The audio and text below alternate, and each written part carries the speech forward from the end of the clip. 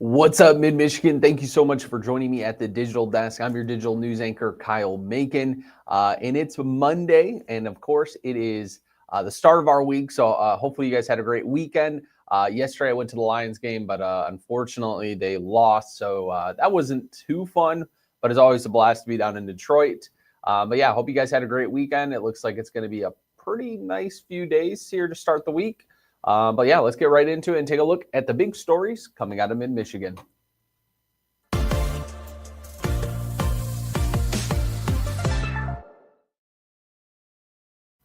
All righty, guys. Oops.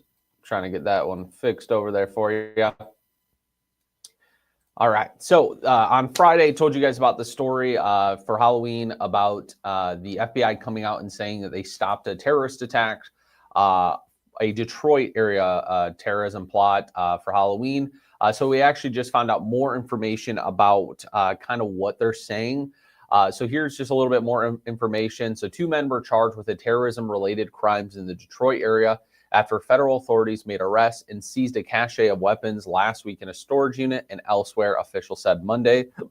The men had scouted some LGBTQ plus bars in Ferndale and the Detroit suburb, according to a 72-page criminal complaint unsealed in the federal court.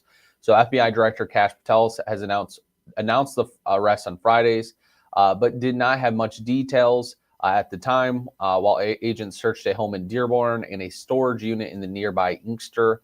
The court filing says 2 men were charged, and other co-conspirators were inspired by the Islamic State extremism. Investigators say a minor was involved in their discussions.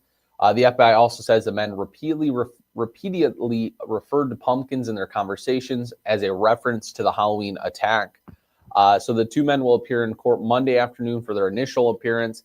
And their defense lawyer, Amir Maklid, over the weekend seemed to wave off the allegations, saying they were a result of hysteria and fear-mongering. So obviously we know a little bit about it.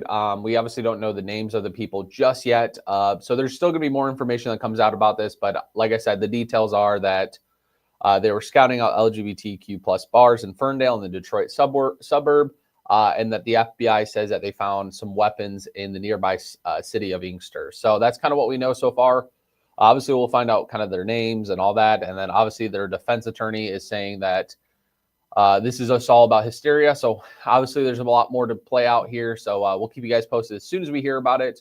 But like I said, they'll be actually this Monday or today, they'll be out in court. So I'm sure we will find out a lot more today. Moving over, I'm not going to get into the drama of the government shutdown between the parties or anything like that, but this was a huge story about the SNAP benefits being paused and about 1.4 million Michiganders who use SNAP. Michigan Attorney General Dana Nessel and I think it was 25 other attorneys general who filed a temporary restraining order against the United States Agricultural Department or Department of Agriculture. So pretty much there was a federal judge that granted the lawsuit, which was pretty much saying that the Department of Agriculture had to release, I think, around $5 billion to help with SNAP funds until the government shutdown's been paused, or until the government shutdown's over. So yeah, I just wanted to tell you guys that. So they're going to be using now the SNAP's contingency fund to run the program during the government shutdown. Now, if that shutdown does last a few weeks, we would still be running into the issues because there's, I think, like I said, about $5 billion. So I think it'll give us a few weeks gap for them to figure out what's kind of going on in the government. But yeah, just wanted to let you guys know that. So if you guys do receive SNAPs, they will not be paused. They'll actually be using that contingency fund until that runs out. And then hopefully the government shutdown's over by then and they can kind of figure out what's kind of next with that.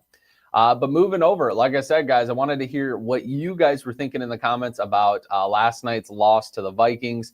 Jared Goff is taking his share for the blame, saying that he didn't have a great game. I know Coach likes to take ownership of what happens out here, but I thought we were ready to go. I'm sure you'd like for us to do some things separately, but we did what we were supposed to do coming off of a bye. So we just didn't play well as players. On paper, Goff's numbers weren't bad. He completed 25 of 37 passes for 284 yards and 2 touchdowns without a turnover. He started off the game with a 40-yard touchdown pass to Sam Laporta on 4th down. I don't know if you got that touchdown by Sam Laporta was pretty sweet. He had how many people in the whole team came and pushed him in the end zone. It was really cool. The team just didn't play that great. It just seemed like we were all off the rushing. We couldn't get any of our rushing going. But yeah, I mean, I'm not going to read through all this, but just pretty much him going in and taking the blame for the loss. But obviously, like I said, I think we had 20 rushing yards after going into the second half. So that's never a good look. But hey, it's still early in the season, and 1 loss with the Packers losing. They're about a half game above us. So the good news is we're still really in good shape to win the division still. But obviously with a loss, that means we can't lose too much more moving forward. So let me know in the comments what you guys think about Sunday's game and why you guys thought they lost. I know the one thing was a few penalties were a little crazy, I thought, like the roughing the passer penalty from Jack Campbell, or that Jack Campbell got. That was crazy. But yeah, let me know in the comments what you guys thought about the game. And then leaving you guys off on an awesome feel-good note, a Lapeer restaurant is once again offering free food this week to those in need. So Wood Chips Barbecue, you guys, every Christmas, they actually offer a free dinner for Christmas. And that's actually where I met the owners of Wood Chips Barbecue. They're pretty cool people, and they are once again offering free food because of the fear of SNAP benefits. So on Tuesday, Wood Chips Barbecue in Lapeer will once again be offering meals to those in need.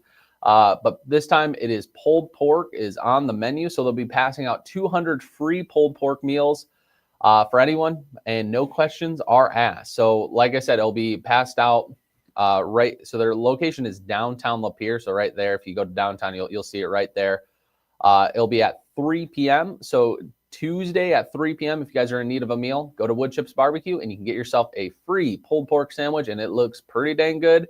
And if you ever had their food is really good too. So you guys will definitely enjoy, and plus it's a free meal. And if you're in need of it, it's going to be perfect for you guys. But of course, like I said, today, those 2 men that are charged in the terrorism plot in Detroit, they're going to be in court today. So we'll find out more information, probably who they are, a little bit more details, I'm going to guess.